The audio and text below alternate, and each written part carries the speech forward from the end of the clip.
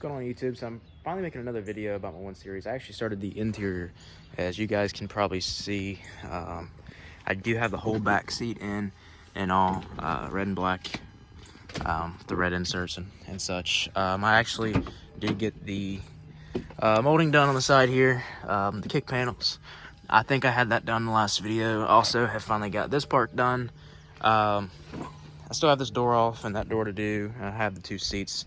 I haven't figured out what seats I'm getting. Obviously I need some floor mats. I actually had to buy the black cover. I don't know if you can see it. It goes right behind the roll bar. But actually, one of the newest things that I've started doing is writing all of my TikTok followers' usernames on my hood of my car. And like I said, as far as the project goes, I don't plan on keeping the hood. I plan on switching to carbon fiber, but I definitely will keep this hood and hang it up as art, just because I have everybody's names on it that followed the project.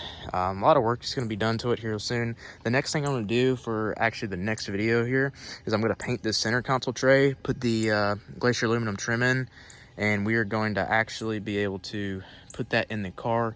And I'm going to try to explain here how the paint process works. I didn't do it exactly how I should. I was supposed to put 1K clear or something that they sell to go along with it. I was not spending $30. I was not spending $30 on an extra can just because I didn't really want to, and I knew this was not going to be my final build. I'll probably end up switching it out with OEM interior panels. I don't know yet, but this is the paint that we'll be using. It's Colorbond LVP refinisher. Works really well as long as you clear the surface good, or clean the surface, excuse me. And it's black, and then this is BMW coral red. I used all the OEM colors. So yeah, so I have to do this panel, and I'm just gonna have to pull the foam inserts out. I don't know how I'm gonna paint the inside of the tray and that little door handle. I'm gonna have to line it with some tape or something.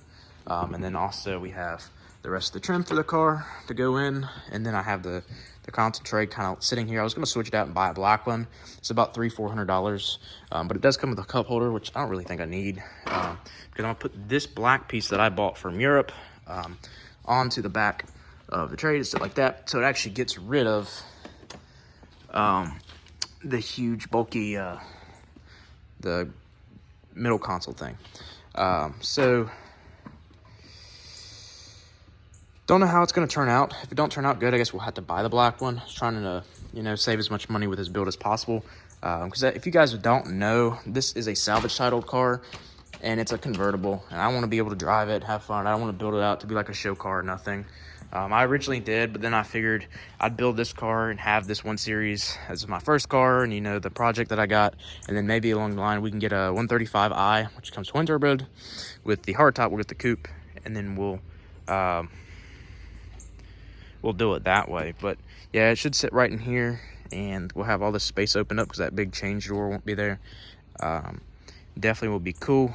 I actually had to fix the shifter wires, because one of the common problems on these on the E8 series and E9 series is with the automatic shifter is the way that they have it set up here. The cables that control the manual shifting and all actually wear back and forth, and they break in two. And so I actually had to fix all these cables, and I've kind of left them loose, and I've been driving around with it like that, and I don't know the long-term effect, but so far it hasn't put any stress on it, and putting the console there won't change any of that.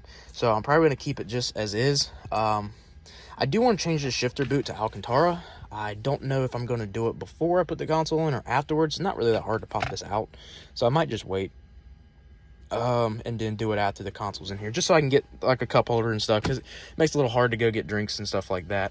But yeah, the new glove box still remains all full functionality. Actually, it's kind of cool because this came out of 135i, and the key on my car works with the key on this, so that's super cool, and also kind of crazy because if you had a BMW key, you could probably just get in somebody's console. I don't know why you'd be doing that, but yeah, we have the trim molding done on this side as well. And like I said, the back seat looks great.